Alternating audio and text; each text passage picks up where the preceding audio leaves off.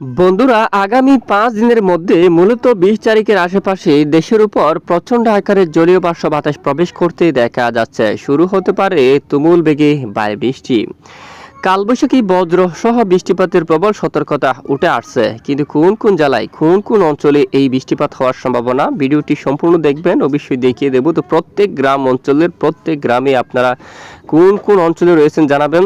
বৃষ্টিপাতের সম্ভাবনা কোন কোন অঞ্চলে কোন কোন গ্রাম অঞ্চলে থাকছে তাও কিন্তু আমরা আপনাদেরকে দেখিয়ে দেব। তো সম্পূর্ণ ভিডিওটি দেখবেন।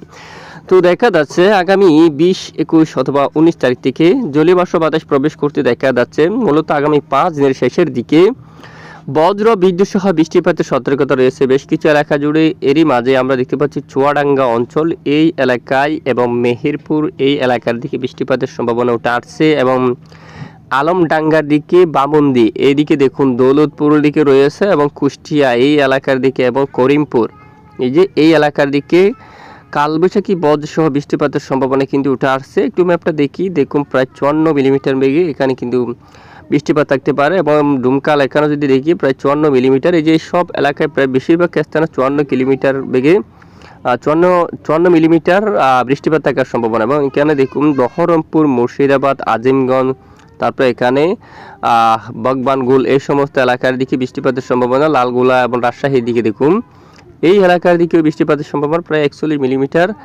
আর এখানে কিন্তু কম বেশি হতে পারে। আরও এদিকে দেখি মোহনপুর থেকে শুরু করে এখানে আরও বেশ কিছু এলাকা রয়েছে, নাচুল, চাঁপাইনবাবগঞ্জ এবং এদিকে আহসানগঞ্জ এবং এদিকে নাটোর, এখানে বেশ কিছু এলাকায় রয়েছে অলরেডি। পাবনা দিকে দেখুন, কুষ্টিয়া এইসব এলাকা জুড়ে বৃষ্টিপাতের সম্ভাবনা। এই যে আপনারা দেখুন এখানে আলমডাঙ্গার দিকে, চুয়াডাঙ্গার এখানে ঝিনাইদহ, শৈলকুপা এবং কুকসা এদিকে দেখুন বৃষ্টিপাতের সম্ভাবনা উঠে আসছে, এবং মাগুরার দিকে বালিয়াকান্দি, রাজবাড়ী, বোয়ালমারি, আলপাডাঙ্গা এখানে ফরিদপুরে বৃষ্টিপাতের সম্ভাবনা কিন্তু উঠে আসছে। তারপর শ্রীপুর, টাঙ্গাইল এদিকে বৃষ্টিপাতের সম্ভাবনা।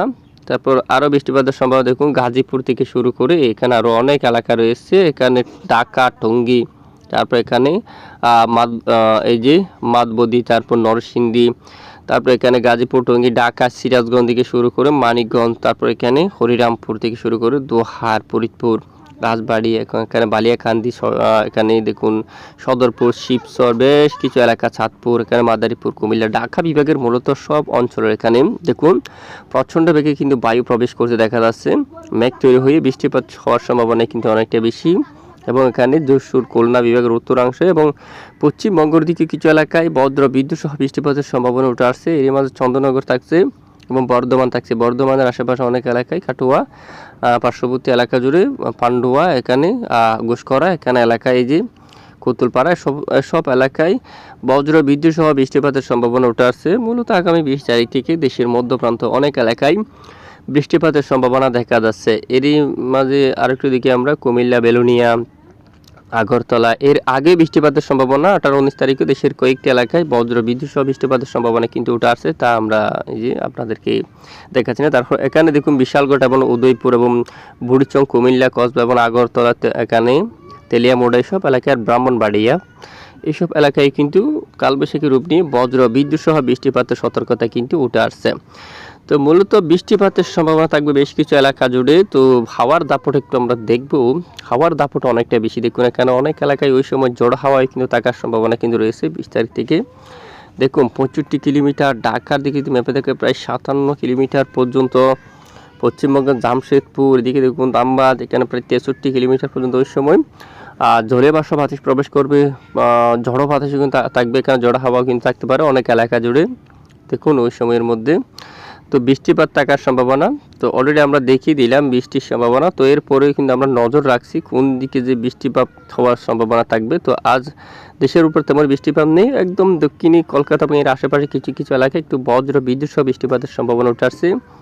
আর সিস্টেমের যে আপডেট দেখুন, এটি 20 তারিখের পরেই মূলত দেখুন একটি সিস্টেম তৈরি হতে পারে, এবং পরবর্তীতে এটি কোন দিকে যাবে সেটি বর্তমান আবহাওয়ার গ্লোবাল ফোরকাস্ট মডেল রিপোর্ট অনুযায়ী এটি ধীরে ধীরে এই যে বাংলা অথবা উড়িষ্যা এলাকার দিকে আগাতে কিন্তু দেখা যাচ্ছে। তবে এটি এর বাক পরিবর্তন আসবে তা অবশ্যই মাথায় রাখবেন। আমরা নজর রাখছি বিশাখাপট্টনম, উড়িষ্যা এলাকার দিকেও যাচ্ছে, বা বাংলার দক্ষিণ উপকূলে বেশ কিছু এলাকায় প্রবল বেগে ঝড়ো বাতাস এবং নিজে এরকম পরিবেশ কিন্তু তৈরি হতে পারে, ভারী বৃষ্টি এবং প্রচণ্ড ঝড়ো বাতাস কিন্তু হওয়ার সম্ভাবনা।